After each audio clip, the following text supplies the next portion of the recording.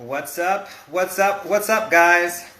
So thrilled to be doing tonight's episode. We have DJ D Nice. We also have Belvedere is sponsoring, which I'm very excited about. I am very excited to be partnering with Belvedere on the second of a 4-part series. We both have a lot in common. We celebrate authenticity, craftsmanship, and integrity. Voila! Belvedere's new campaign, Made with Nature, anchors the brand in nature. It's made with Polska rye, purified water, and is distilled by fire. That's it. Very natural. The end result is a luxe vodka of taste and character, like me. Belvedere's philosophy is natural and simple, period. It does not use additives or sugar. Belvedere seeks to inspire people to drink better, quality over quantity. Tonight I will be sipping Belvedere Super Cocktail Kale, and if anyone knows me, they know that I love me some kale. The cocktail is Belvedere vodka, curly kale, fresh lemon juice, ginger, cucumber, celery stalks, and dry kale. Yummy. I feel like working out. Now we are about to welcome the amazing Legendary D Nice, waiting for him to log on. I am very excited to chat with him about just his long, lengthy, amazing cultural contributions and what's been going on with him in the last, 6 months, obviously. And I am thrilled and excited that he took the time to chat with me. We've been trying to make this happen for a long time. So he will be joining us shortly, and we will have a great time. How are you guys doing? And what's everybody, how's everyone feeling today? I'm very excited. This is my 97th episode. I have my 100th episode next Thursday, which I cannot believe that I had 100 episodes. That is insane to me. And I also can't believe that D Nice is finally doing my show. I am very excited. After I do my 100th episode, hey Monica, hey Claudine, what's up Erica? How y'all doing? We're gonna have fun tonight, celebrating the cultural icon that is D Nice. The drinking word tonight, the sipping word is gonna be authentic. And I'm excited. Ooh, so good. So yummy. We have a sipping game here on Legendary Talks, but I will wait for D Nice to join before I explain all of that. And like I said, I'm just really excited that I could chat with him and that I can get to do my 100th episode. I'm really gearing up and excited about that one. I have been fortunate to celebrate all these amazing people with their cultural contributions, and it's my honor to celebrate them. So we are going to welcome the legendary DJ D Nice joining us now. Legendary. What up? D. What up? I apologize for being 4 minutes late. I literally had to rush from a meeting to come back home. Listen, first of all, I want to thank you very much for doing this. We've been trying to make this happen for a long time. I know you're a very in-demand person, and I genuinely appreciate you sitting down and chatting with me. So, man, I couldn't wait. I'm like, wait, Damon wants to talk to me. Let's do it. So, as you know, you've seen a lot of these Legendary Talks. We celebrate people that have been very important to culture. Some, everyone knows, some don't know, but my goal is to celebrate people that have been instrumental in moving and important to culture for many years. So, obviously, I wanted to talk to you. Yes, I look forward to it. And then also here on Legendary Talks, we have a sipping game. So the sipping word tonight is going to be authentic, which lines up with Belvedere. Their Made with Nature campaign, and authenticity, which describes both you and I. So when we mention authenticity, cheers. Cheers. Cheers. Okay, so I want you to describe yourself as if I didn't know you. How would you describe yourself to me? Gosh, I mean, I'm not really that self-absorbed. Yeah. So I don't really know how to describe myself, which is weird. I can Just whatever comes to your mind. You mean? But man, what comes to mind? Kind, loving, articulate, fun, Hardworking. Um, man, I don't know, man. Like, honestly, I don't even know how to describe myself, D, because It's okay. the truth is, I'm a Gemini. You know, I'm Gemini, so I'm always different. You know, so I don't really, in this very moment, I don't know how to fully describe myself. But we've known each other long enough where you could probably help me with a little bit of this. Well, no, I would say, hardworking, passionate about music, things like that, loyal, you'll do something for me, and then you do something for Oprah the next day, that kind of stuff, so. What's so weird about that is that I don't even really even look at that part, it's just who I am. I just feel like I do what's right for people, Yeah, no, I agree with you on that. I think you have led your life with your heart the whole time, True. So. True. So, like I said, I wanted to get you on here for a long time. It's been months in the making. I've had Cassidy, MOS, White Shadow, Stretch Armstrong, Ruckus, and I kept saying, oh, I'll get D-Nice, in a month or two. Let him cool down. He's really hot right now. Let him cool down. May, June, July, August. And then you do the Emmys. I'm like, screw it. D-Nice, will you please do my show? You're not going to cool down anytime soon, which is so amazing. This is my 97th show, and I want to have you on the first week, so. What I'll say about you is that, first of all, I can't believe you've done 97 shows. Quarantine, this is crazy. Well, I've said this many times, you and MOS have inspired me. Like, if y'all can do it every night, so can I. That's the thing. That's the truth. I started my show on March 29th, and I was like, I did 60 days in a row, didn't stop one day. I was like, if y'all can do it every night, so can I. And that's the truth. I'm being honest. So I said it many times. But. And this part of the web is better, with this platform is better because we do that. As you know, I do pop into your chats. There are a few people where I'm like, oh, Damon's on. You're always interested, interviewing someone interesting.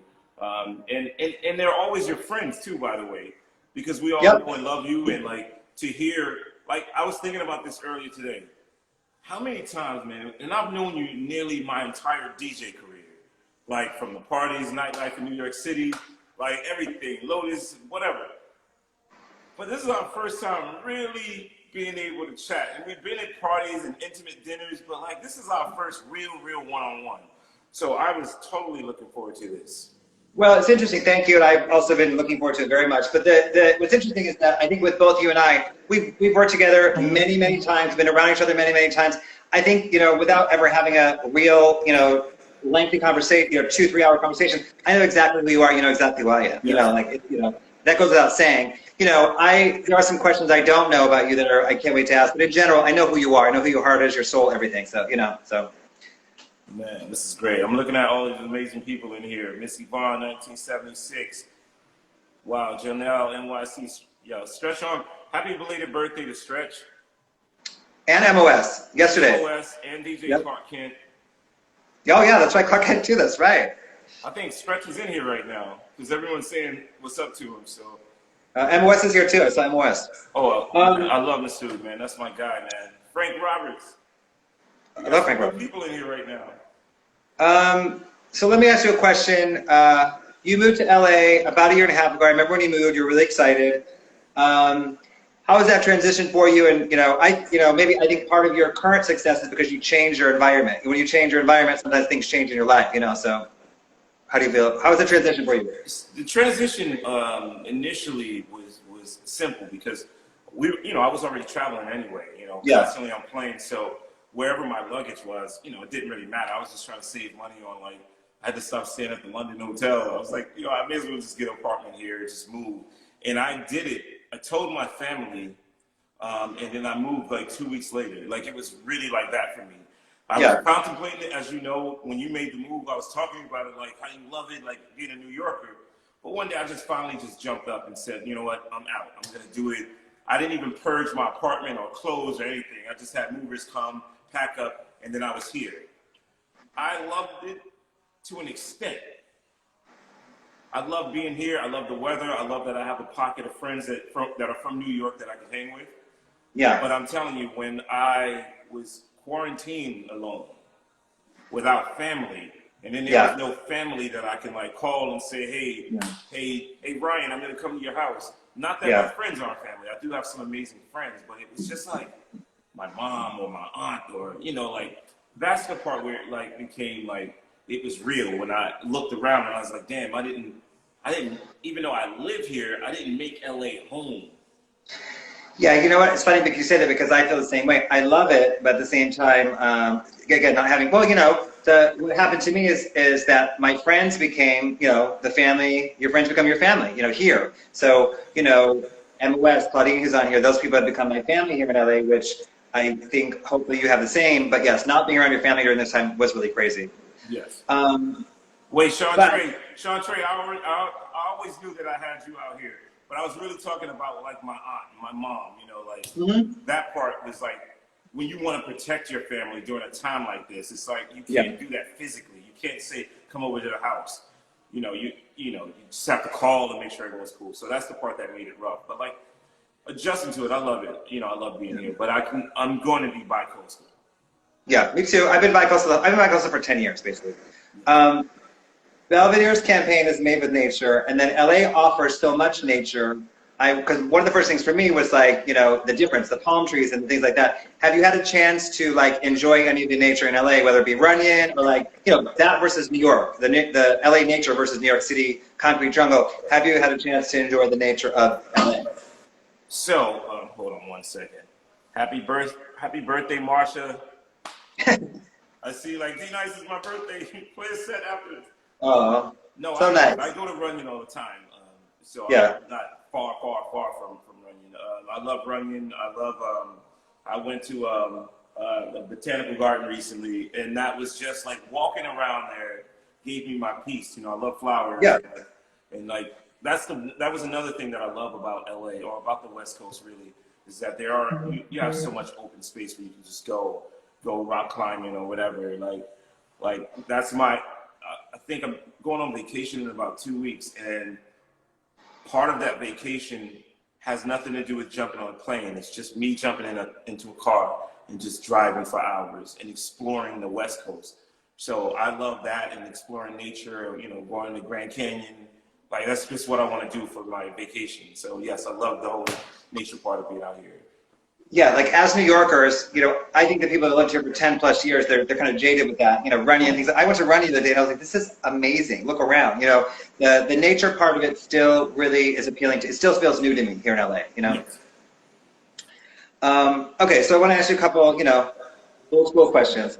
So you're from my second favorite place in the entire planet besides Detroit. You're from Harlem, NYC. Yes. So I want to ask you, how did Harlem influence you, like, you know, in today, like that, how did Harlem influence you in your life today? Like, what do you take from Harlem in your everyday life now? I mean, being from Harlem, just so people understand, although I represented the South Bronx, it was really because I lived in the South Bronx at the time when we were making records, and we were all in the South Bronx, and that's what we rep. But I'm true to heart like a Harlem guy because I was born in Harlem Hospital. I lived on 118th Street, 7th Avenue, and look, my love of everything started in Harlem and that swag that Harlem people have, you know. Even if you go to a club and listen to music, it's just different. The way people, it's this uptown vibe, and it actually applies to how I spin music now, because it wasn't like the Harlem swag, and this is no disrespect to Brooklyn or Queens or anything, because I didn't grow up in those places. I grew up in Harlem, and I can tell, like, I would go to like the rooftop in Harlem, and even when I play certain songs now as a DJ, it just reminds me of Harlem. Like, Don't Look Any Further, Dennis Edwards. Like, that tempo of record is just like driving in your car, you know, across 145th Street. It's just different. Well, there's nothing like it. I moved to Harlem in 2001, and I've lived there ever since. And you know, I kind of got the tail end of the old Harlem, I call it. I had the tail end of the old Harlem and the new Harlem, but there's nothing like it. And I say, if anything's going on in the world, you know, a hurricane, a blackout, get to Harlem, you're always safe in Harlem. You're always safe in Harlem, and then there is nothing like it, like you're saying. You know, I said 125th is like, that's the real fashion show. Like, that's the fashion show. Like, everyone's like, Fashion Week, no, 125th. I mean, that's where it's at. And there's nothing like it at all. Listen, I'm laughing at these comments. Your comments are hilarious right now. Clark Kent said, Watch what you say, bro. Talking about Brooklyn.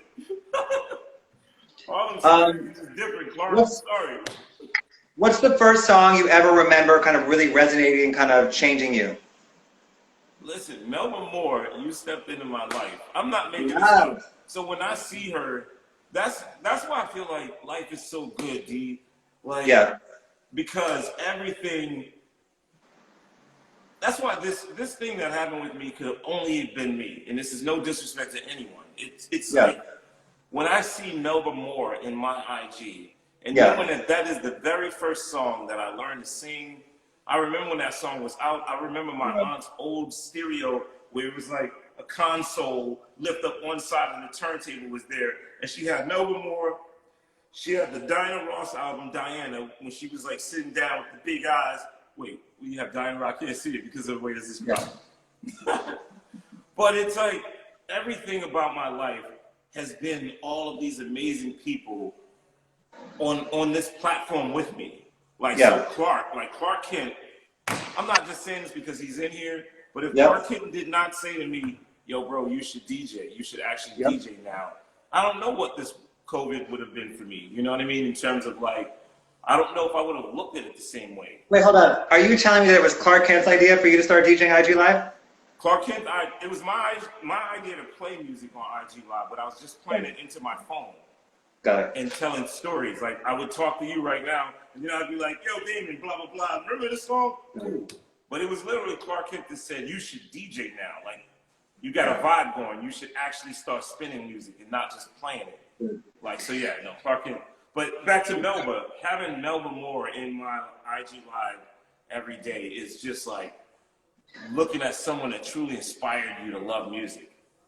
Well, something I love about you, and I really genuinely love this about you, is that you are still a fan of stuff. You know, you've met every person that existed. You've either worked with them or, you know, they're a fan of yours, but you're still a fan of things. I've seen you. You know, if, you know, I don't know, you know, Slick Rick comes up to the DJ booth, we look at each other, you know, I'll stand by you, look at me like, Slick Rick is in the DJ booth. You know, LL Cool J walks by, gives you a shout out. You still are a fan of stuff like that, and I love that about you. I'm the same way, so that's why I recognize it in you. You know, I think it's such a great and admirable quality about you. I think that you're a fan of things still. You know? And of my friends, you know, like, there's no secret, and I know this is not why we're having this talk. Yeah. But I'm a fan of yours. Like, I know I'm friends with you. I know I can call you, like, Damon. But I'm really a fan of like how you personally make people feel, how you express yourself verbally or even fashion-wise, where your shit's loud, you know, and it's loud because that's who you're loud without even talking a lot. That's the crazy part. Like you can be in a room and you won't even say anything to anyone, but everyone will know you're there because there's no one like you. So I try to, even in my music, in the way that I approach DJing, like, I don't want to be like anyone else. I just want to be myself, you know, and I love that about you, bro. And you know, life is. You've known me for a very long time, Damon, and the thing that I pride myself most on is I'm very comfortable doing what I love in life. Like I'm very comfortable, whether it fails or, you know, if it succeeds beyond my imagination, I'm cool with either way. The thing that makes me happy is just trying it.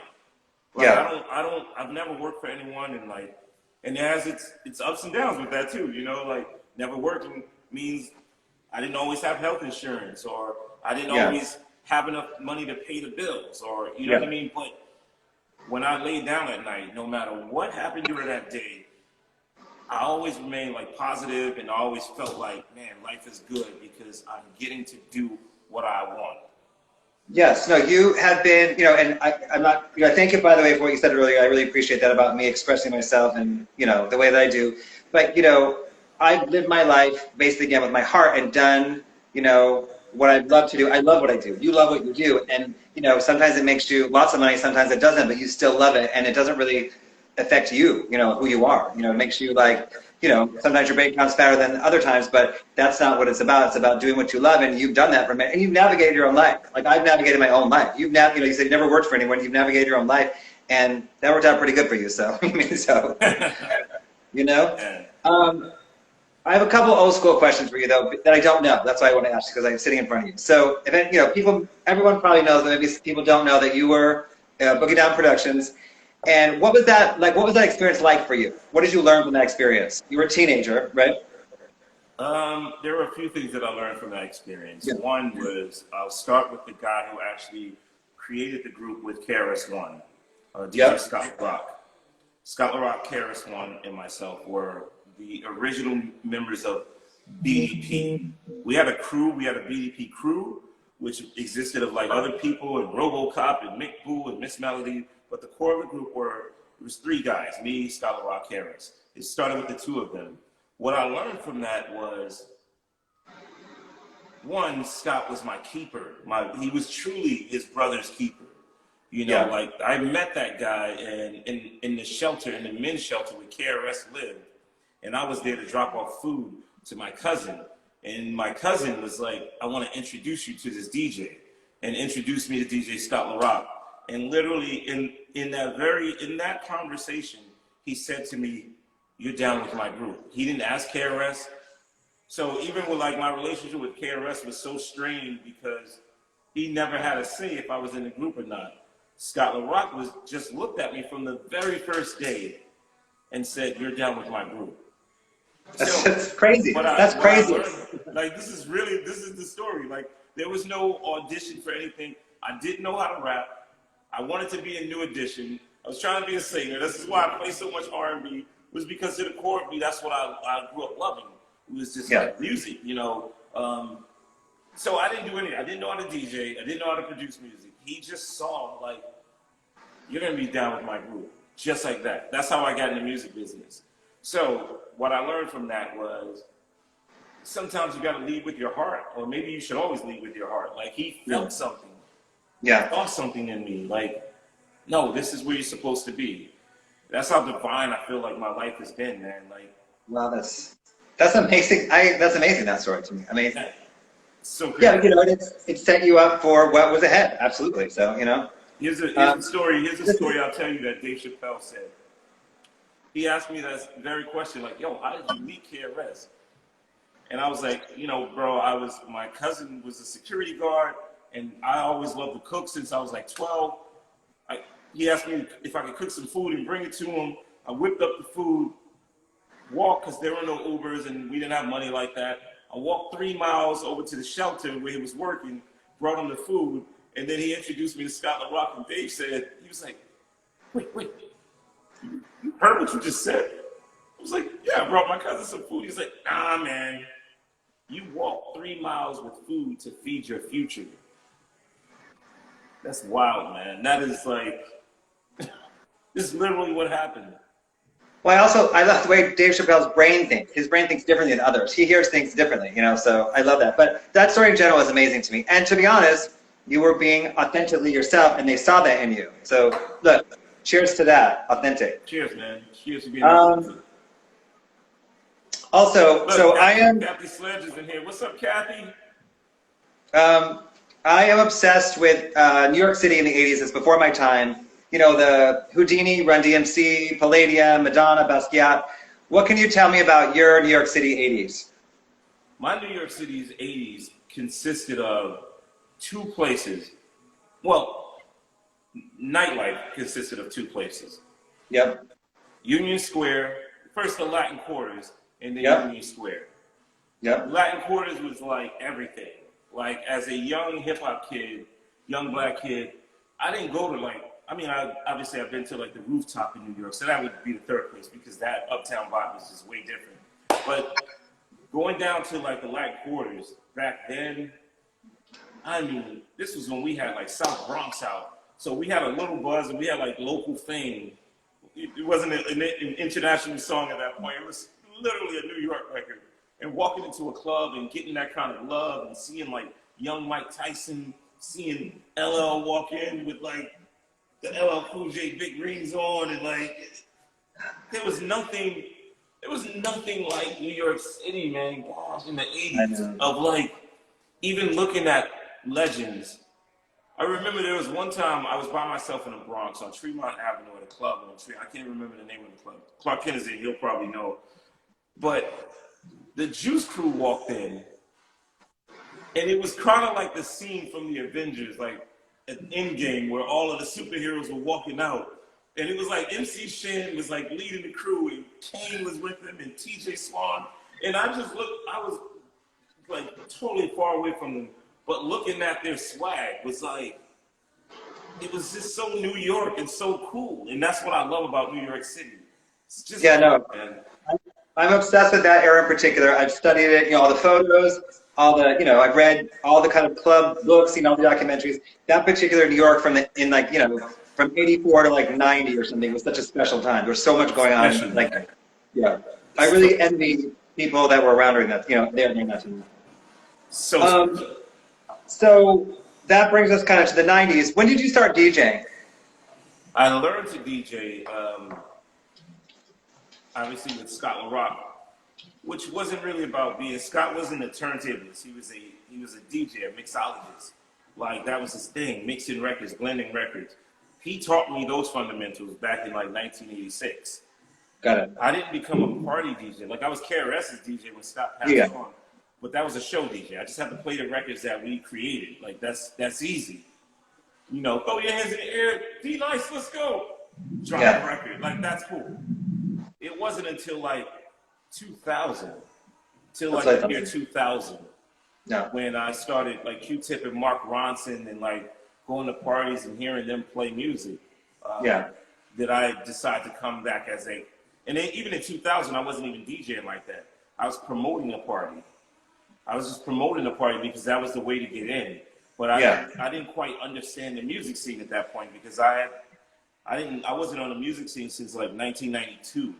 Like, I was just gone for 8 years. So from 92 until 2000, I had no involvement with music like that, like going to parties, no desire, anything. But it wasn't until like 2000 when I started promoting parties. And no one would hire me as a DJ. Like, you already know, like what that scene was like. It was different. Like, if you weren't DJing and you weren't rocking parties, they weren't letting you get on. Yeah, you were new, and around that time, 2000 is when things started to get real bougie, I think. I mean, it's around the bougie time. Started getting bougie, but the style of parties that were happening back then wasn't my vibe. Like, everybody had these weird names for like their parties. Like, they were all candy bars and Good and Plenty Fridays and like, you remember all that? Like, of course.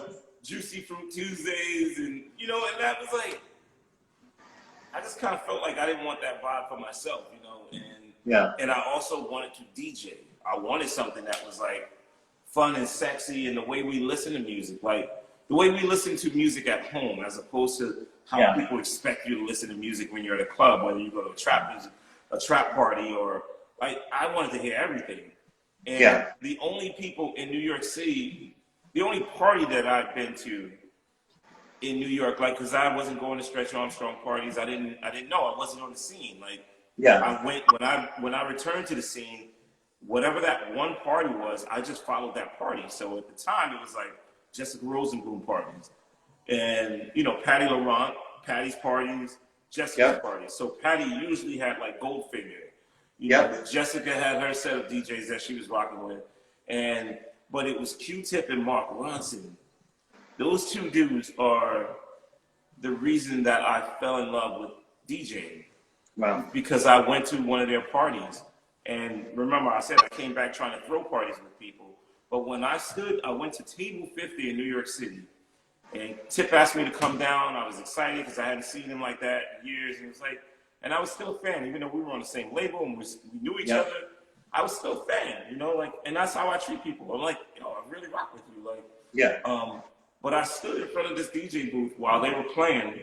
They had this party called Authentic Shit every Thursday night in New York City.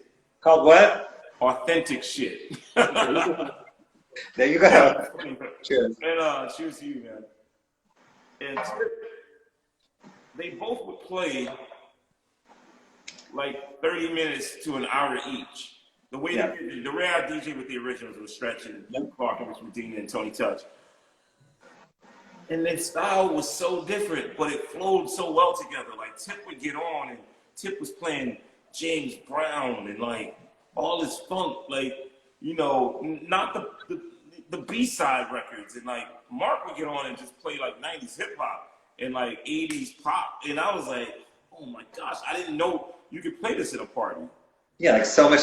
Well, I look at those two in particular as no rules. They had no rules as DJs to me, especially both of them actually. You know, they were playing kind of whatever they wanted, and it worked really well. That's how I look at it. I mean, during that time, I remember that party. So, but when I listened to them, I was like, holy shit, this is the way that I actually listen to music. Yeah. So I said it that night. I called our buddy Chris Lighty up, and I was like, bro, I want to DJ. Like, this is it. I just want to DJ. I owned a web development company at that point, so I didn't need the money. I was building websites for everyone, and I wanted to DJ. And I started, Damon, listen, man, they were paying me $150 a night. $150, and you like now, 6 hours. Same thing as now, I'm sure, right? Like, yeah, I still get paid $150 now, $150 now. But my point was, it wasn't even about like the money side of it. It was that even with $150, I was so happy to find a place that I could play music for 6 hours. That someone gave me a shot. You were satisfied, and you were able to do what you love. I mean, so it's amazing. So I have a question for you too. How did you stay so like true to yourself, and why do you think you were able to remain so pure in all of that? You mean like up until that point in your life, into the 2000s? You mean?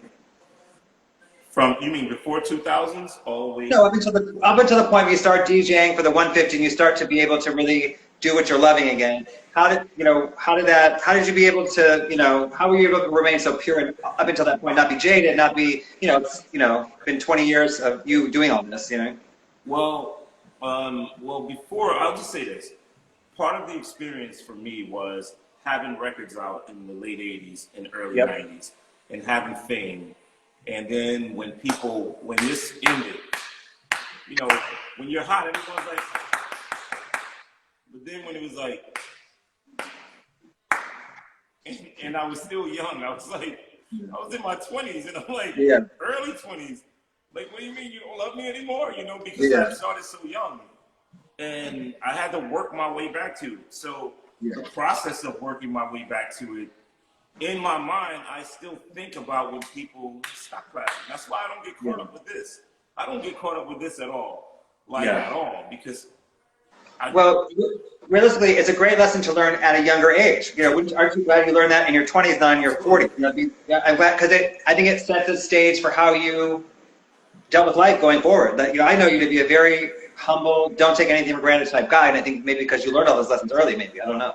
I mean, and also like being a relevant artist right now at 50, like even turning 50 was scaring the shit out of me. I was like, wait, I don't want to be 50 in the clubs, but I actually like being in the club, but I don't want to be 50 in the club. Well, like, man, to be relevant at 50 is a crazy feeling, bro. Well, for me, you did what came natural, and you were really authentic, but that's why it all worked for you. You never were trying to be, you were trying to go with what you love, and you were trying to be yourself the whole time. You were very authentic. But that also comes from being around good people. Because every time I attempted to shift to do something different that didn't really make sense, because, like, let's be clear, like, DJing in the early 2000s for me was kind of like, one, the people that I hung around was different, because I hadn't been in no party like with Jay-Z. Now I'm in the party with Jay-Z. Remember, for 8 years I was waiting for the music scene, so I'd never been in the party with Usher. Now I'm rocking the party with Usher and Puff's here, and they're, it's still mind-blowing to me as a fan. Like, I'll give you an example. One year, and I don't know how long the show goes, because usually I pop in and out of your show, so if we're free to just talk, I just want to rock with you and share these stories. We have 20 minutes left. Perfect. So, here's the story, right? So, I was playing a Warner Brothers party, and this was probably like 2013, Warner Brothers Grammy party, and I'm DJing here, Chateau Marmont, like, I'm rocking, and to the right of me was like Gabrielle Union and Mike Kaiser and his whole crew, and to the left of me was Paul McCartney and his wife, and this one, and I'm rocking, and I threw on All About the Benjamins, and Paul McCartney was like, yo! This is what I'm saying. When you are the nucleus of the party, and you play music, and you can rock music for all types of crowds, it's like, how could you not smile at that and feel good? Like, wait, like everyone's here and I'm setting the vibe. That's why I never get jaded, man. And I still feel excited about what we do. And it's a very gratifying feeling, man. Well, because you're still having moments like that. Let's call it the Paul McCartney moment. You know, next time you're out spinning in a real party, you know, you may be spinning for, I don't know, you know, Tina Turner or Mick Jagger or something like that. So that those things are always going to happen, and that's very exciting. We have very exciting jobs, really, realistically. You mean? Yes, and I love it. I love it. What's your first memory of me? Yo, D, honestly, I thought about this too. I don't ever remember just meeting you. Yeah. I just always remember that there was a feeling of love that you always had for me. Yeah, you know, like, absolutely. I don't remember any bad thing about you. I don't remember feeling like, damn, why did he talk to me that way or whatever, you know? Like, I just know from the very first time, from when I started or if I would see you at clubs in New York or Lotus, to where we are right now in life, I've always felt like you've been consistent and that there was always this feeling of love. Well, I have a very special relationship with DJs. I've said it many times. You know, my closest friends are DJs. I love, I guess, even the personality of DJs. I just have a very special relationship with DJs. But I remember you kind of like, you know, mid-2000s, you started spinning, kind of, you know, you're popping up spinning, you know, 2004, maybe 2005, spinning. And then like around 2010, you were just spinning everything. But I remember what I remember about you back then, in like the, you know, mid-2000s, is that you were DJing, but you also had your camera. I remember, I thought that was so brilliant because you were like kind of next to the artist, but also with the camera, so you had this DJ access while taking these amazing photos. And I thought, wow, that's a really smart person. I remember thinking that was brilliant of you. You'd be like next to Jay-Z and taking, you know, spinning for him, but also taking these amazing photos. Like I remember that. That's why I remember you, the camera. That part has been important because, like I said, going back to losing everything and not being on the scene, the only thing that I had that was tangible to remind me of what my life was were pictures. Yeah. So, and once it started happening again, you know, I was like, yo, I'm just gonna always have a camera with me. I literally have a camera with me everywhere I go, and I'm taking pictures. But like I said, so then around like I think around 2010, you were like just the guy. You were spinning every party, every event you went to, every Grammy event, every, you know, you were spinning everything. What were some of those highlights in the 2010s, you know, that kind of decade? 2010. Well, you know, 2012, 14, 16, those years. Yeah, you just know? around that time. Gosh, man. I mean, the highlight would always be spinning the inaugural ball for President Obama. Well, it's funny you say that because I'm extremely happy for your success in your career, but I am salty about one thing. So I never got to go to the Obama White House. I never met the Obamas. All my friends have worked for them. Cassidy, you, Emma West, Janelle Monáe's performed there more than any other artist. I never got to go there, but I said this many times. I don't need y'all. We're going to be at some party. Michelle Obama's going to be there. You're going to introduce me or something. She's going to say, what do you do? I'm going to say, I do fabulous parties. Someone's going to come get my information. She's going to text me and 6 months later say, me and hubby want to go out and the rest will be history. I don't need y'all. But I know that is, obviously, when we're on Island or Martha's Vineyard, I played their event as well. So I'm like, I never thought about that. I could have been like, Jamie, you want to roll with me? So. Well, no, we do our event together on a Thursday, and then you do their event the next day every year. I'm like, oh God. And, I'm always like 6 degrees separated from them.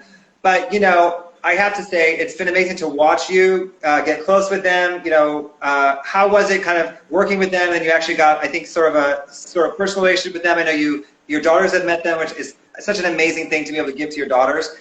How was that kind of working with them and kind of getting to know them actually for real?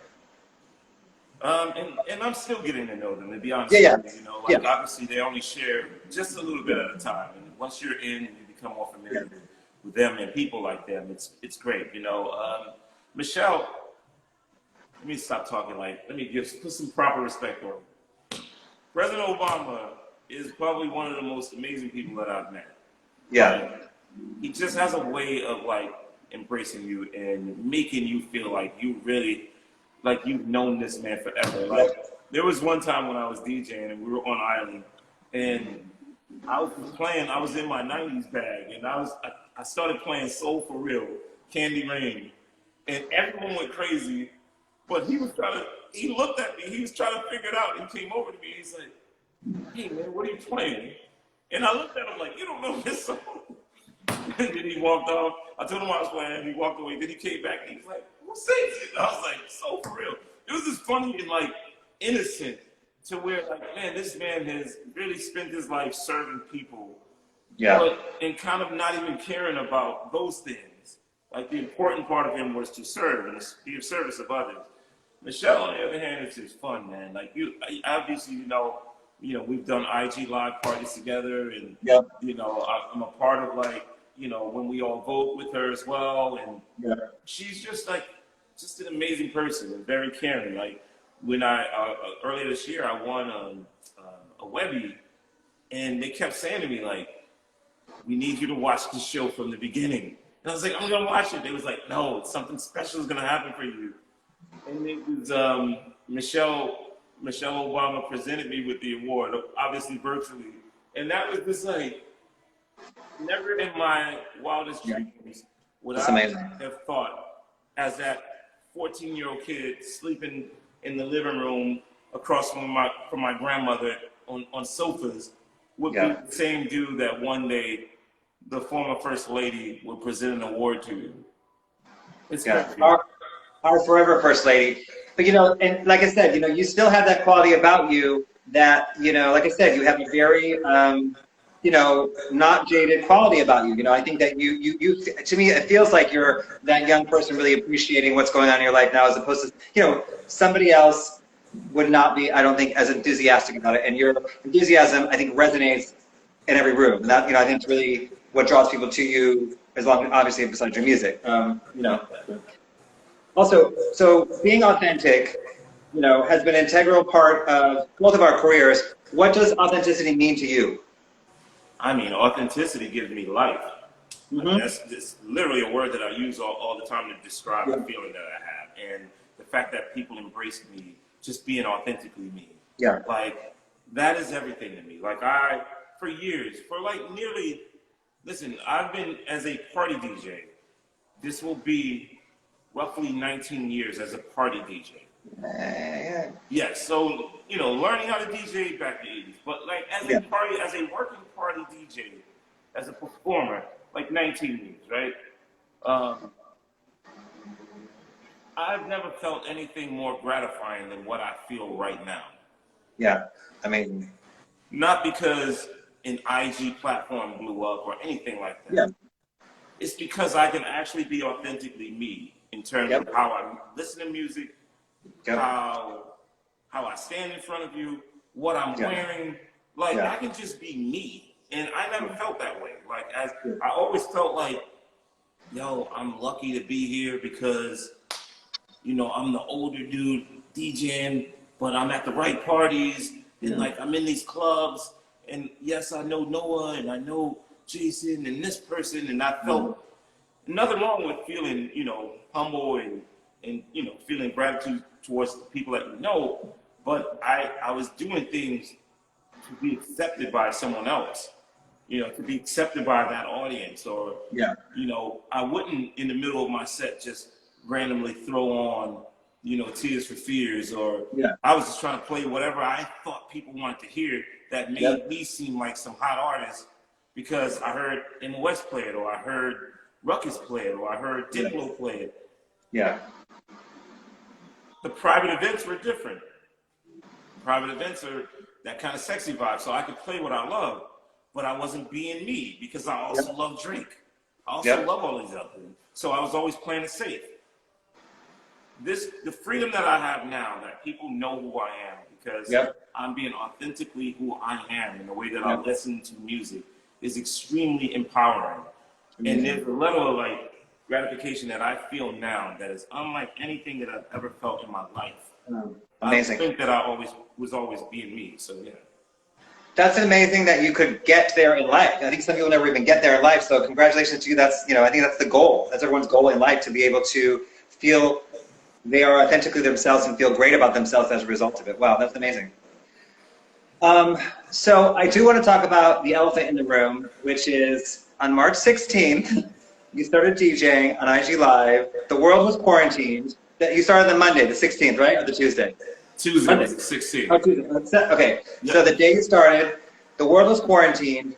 And what's going through your head? You're like, I'm going to start DJing. Is it your way of dealing with it? What was going through your head those first couple of days? I mean, the first couple of days, I remember this clearly. I was with some buddies last night, and that was our first time seeing each other since that night before. So since the night of the 15th. Man, I was lonely. Honestly, I was lonely. Yep. Once we were hit with quarantine, there were no option of like, yo, I'm gonna go hang out at this person's house. We didn't know what this was. Like, you stayed put, and like being at home and you know, like I said, like I'm very comfortable in my place now, but like I didn't have a piece of art on the walls. I didn't have anything. I was by myself. I didn't have like family here, like blood family. I mean, I had family like in terms of like incredible friends that made sure that I was straight, but I didn't have like, I couldn't take care of people. I was also looking at the fact that we work in the nightlife business. We're in the service industry, and our business was shut down, period. And they kept saying 2 weeks, but then Monday we would get a call like they may cancel the Essence Festival, and I'm like, wait, what? They may cancel the BET Awards. All right, your South by Southwest gigs canceled, and I was sitting here freaking out like, whoa. Like, I've worked consistently for years. I got a kid in law school. I got a kid in private school. I got my mom, my daughter's car, her place, my place. Like, yo, I was freaked out like everyone else. Like, okay, we've all done well, but like there's a certain point where doing well could run out if you're not, you know, earning a living. Yeah. And it was a part of me that was extremely sad, bro. Like, I'm not gonna lie to you. I was like, how does this impact your world, you know? And I started to feel a bit, I don't want to say depressed because I don't want to disrespect anyone that's suffering from depression. That's really, it's a big deal. But I was feeling that. Like, you know, that's the reason why I sat at my counter, started sharing music to get out of that space, to feel connected to people. I saw it, you know, that I watched, let's say, you know, the first couple of days, and I watched it every night. It was great. And I thought that about you. I thought this is your way of navigating this for yourself in your own head. This is your way of dealing with what's going on in the world. Everyone was dealing with it differently. Some people were drinking, some people were doing other things. That was your way. You went right to what you know, what you do. You DJed. And I thought that was brilliant, you know, and I always thought that. I thought that that was your way of dealing with the situation by DJing for 7, 8, 9 hours a day, you know, so, which was then in the interim providing such a service for the world. And then, you know, I call it your Michael Jackson moonwalk moment on that Saturday night, March 21st, when the world, you know, that was like the full 7 or 8 days of quarantine. The world needed some release, and the world released that night, you know. So I remember watching that and being, I mean, that was history to me. That was history making. Like, you know, anyone in our lifetime will never forget that Saturday, just so you know from the outsider's perspective. You know, it was Rihanna, Oprah, Michelle Obama, Biden, please vote. It was, you know, Missy Elliott, Janet Jackson. It was, you know, it was a real moment in history. And I talked to you that night. I texted you that night, and you just seemed like it hadn't even like sunk in yet. But now that it's been like 6 months later, how do you describe that night, that Saturday night? That Saturday night was that Saturday period was the first day that I realized that, my gosh, like, I've been good to people for so long, and that they really do rock with me. Like, it's one thing if, like, when you see a Michelle Obama and she's like, hey, D, from afar, give me a hug or whatever and walk off, you think like, oh, wow, she knows me because I'm DJing for her. Yeah. Oh, this person knows me because I'm DJing for them.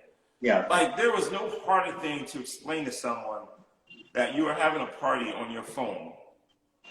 And like, you should kind of check it out. Like, how do you know, like, I had to place the calls, be like, hey, is this person, can you jump in? Like, because what I wanted to do was inspire people. And now this is me being honest, bro.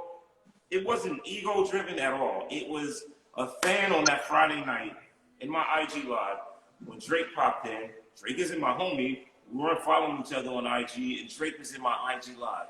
And J-Lo was in my IG live. And people are like, yo, D-Nice has everyone in there. Pasta News, De La Soul. Man, Jazzy Jeff is in here. you know, man, the only people that are missing are the Obamas. So my mission was like, well, that was the first weekend that we had nothing to do.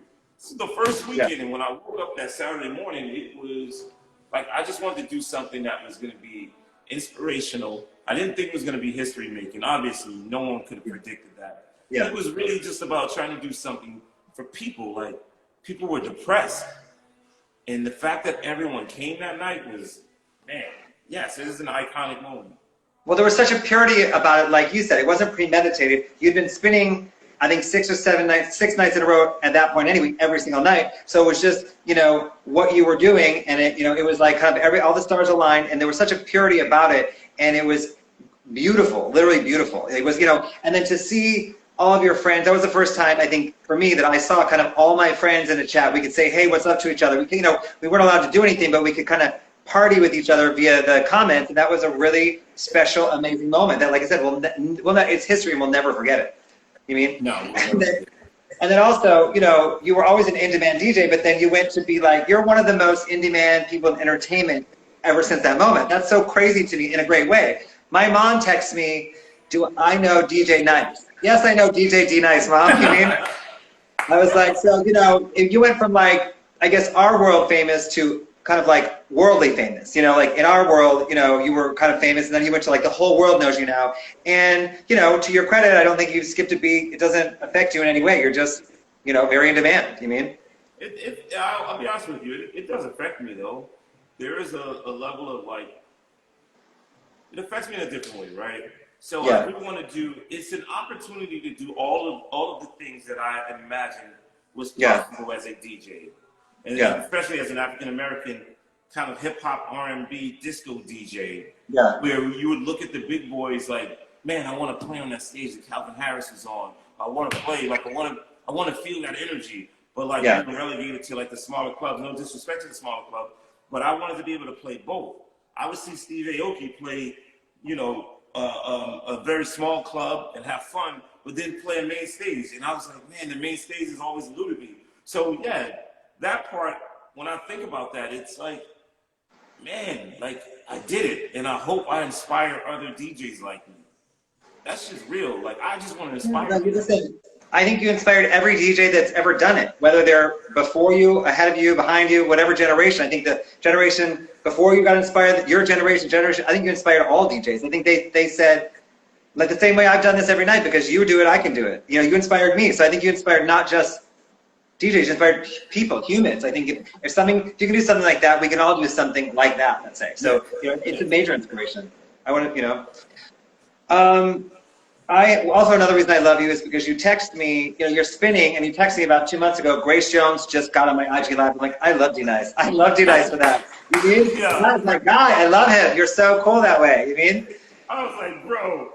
I know. Grace Jones is in here right now. No, that's why I love you, because you're like Melba Moore, Jody Watley, Grace Jones. You love, you know, you're a fan of stuff. And I am too. I'm a fan. I never don't want to be a fan. You know, like I think it's a very important place for me to always want to be a fan. You know, like Prince, something like that, being on stage with Prince. Like, you know, those things I'm never going to take for granted. Be like, oh yeah, whatever, no big deal. You know, like, those are always going to be amazing things for me, as they are for you. You mean? There was one moment where one of my friends was like, yo, do you realize how many people actually follow you? Like, from I know. And I was like, nah. So one day, I'm not even gonna lie to you, this is how I know I'm just a fan. Like, I love what we all do. I sat there for about 30 minutes. It literally started with me going to like, I typed in Gwyneth Paltrow, and it was like, follow back. And I was like, wait, what? Then I typed in Smokey Robinson, I said, follow back. Then I typed in like David Beckham, follow back. And I was like, holy crap. Like, there's nothing more gratifying than as a DJ and as a person like a people person, and a person that's full of love and you want to share love, then knowing that so many different people from different backgrounds, from different races, creeds, whatever, like, that they all are interested in what you're presenting and how you present music. It's powerful. Well, I think, and you know, like Boy George followed me, and I was like, oh my God, I'm amazing. And Slick Rick liked my photo, I'm amazing. But you know, there's no one cooler than me, I'm thinking. But the reality is, what you're doing again is so pure. I think that any type of person gravitates towards that. Do you see what I'm saying? Like, you know, you're doing something with your heart, and you're so passionate about it, and it is so pure and authentic that people just gravitate towards that. Period. That's it. I think that's that simple. You mean you could be playing country music and anyone, you know, like I think it's more about you than it is about, you know, I guess it's about you. They're following you. You mean? But it's also about all of us, though, man. I mean, I get what you're saying in terms of that, but it's good energy attracts good energy. You know? Yeah, I agree. That's how I feel about it, man. I'm attracted to just good people that want to see us win. Yeah. Like, good people win, and it's a nice feeling. You do know this, that like our community, our, you know, nightlife community, we are all cheering you on every step of the way. I tell you all the time, but I hope you feel it. We talk about it all the time amongst ourselves, like, you know, the Emmys, things like that. We're like, you know, we all run a group chat. Like, you know, I hope you feel how proud we are of you and how we are cheering you on from the sidelines. You know, I really hope you do feel that. It's so true. We talk about it all the time. Me and my friends. I do. I actually do feel that. And yeah. When I see like Claudine Joseph, or I see people that we've been in the business with for so long, when they say kind things, it's like, man, what I did really mattered, and there's nothing more important than, as a DJ, as an artist, as a friend, as a talent, like, to do something that matters to someone. That, you know, last night, you know, not to name drop, but I was hanging with one of our long-term execs, invited me over to his house. And, you know, he's been in the business, I mean, since the early 80s. And he's just like, you don't understand how this made me feel. I felt accepted being in your room, in your world, and felt proud of it. And that's, come on, man, like, someone that's been in this business for 34 years, and for people to still feel that way about you is extremely gratifying. We see it as like, I see it as like, you're one of us and you've made it. You know, like, I think, you know, we're all cheering you on, basically. And, you know, like I said, we talk about it all the time, and I could not be happier for your success. I mean that so wholeheartedly. But so with Belvedere, their messaging is drink better, not drink more. How does that resonate with you? Drinking better as opposed to drinking more? I mean, whew. Drinking better and not drinking more. How does that resonate? Listen, I actually need to slow down on drinking because I have a little bit too much Belvedere and partying and drinking Belvedere. So drinking better and drinking and not drinking more. Like that. One, we also want to encourage people to be safe. Yeah. You know, and you know, like, just understand that part of it. Belvedere happens to be my favorite vodka. I am not endorsed by Belvedere. I'm not endorsed by Belvedere, and I'm like, oh, Belvedere, and it's just one of my favorite vodkas, and it's a fantastic taste. I don't even know how to answer that question, really, because you should always drink quality. That's the key. Whatever you consume, whatever you put in your body, it should be quality. I agree. And then finally, before we wrap it up, I want to ask you a question. You know, this is a weird time for everybody in general. How can we support you right now? What's the way that we can support your brand or you? What's the ways we can support you? The only way to support me is by showing up. Yeah. Whether it's listening to me play music or whether it's getting involved in voter registration, because that's something that I'm truly passionate about people using their voices to make change in this world. Like, that's all of the support I personally need, you know, like, you know, that's pretty much it, man. Just showing up in that way, you know, in ways that will have a positive impact on other people. That's great. Thank you. So, D-Nice, I want to thank you so much for doing this. Wait, hold on. What does Stretch say? What's he saying? Some hot mess. He said he'll choose the liquor based on... Wait, what did he say? Stretch is wild. We love you, Stretch Armstrong. He's like, be honest. He was on last night. He's honest, right? I do want to thank you, like I said, for doing this. You know, here we celebrate people of culture. You have been so important to culture. You know, for the last 3 decades, you have been passionate, true to yourself. You've worked so hard, and you know, I'm so glad that you're getting this this phase in your life right now because of how hard you've worked the past 30 years. And I'm so honored and humbled to be able to celebrate you in this way, and I mean that wholeheartedly. So I appreciate you. Thank you, Legendary Damon. Yes, thank you very much. I love you. I'm so proud of you. So happy for you. Love you, man. Love you too, Stretch. You're hilarious. Thank you. Good set, man. That's what I'm gonna do. Bye, D-Nice. So closing out, what makes Legendary Talks so special is that it's me and my friends who are sharing real stories, their real stories and experiences. They stay true to themselves in all that they do without compromising. As with Belvedere, their debut of Made with Nature reminds us that they are made with only Polska rye and purified water, resulting in a luxe cocktail of taste and character. Definitely check out Belvedere's website for recipes like one of my favorites, the Belvedere Super Cocktail Kale. Thank you very much for joining us on Legendary Talks, episode 97. Thank you guys. Have a great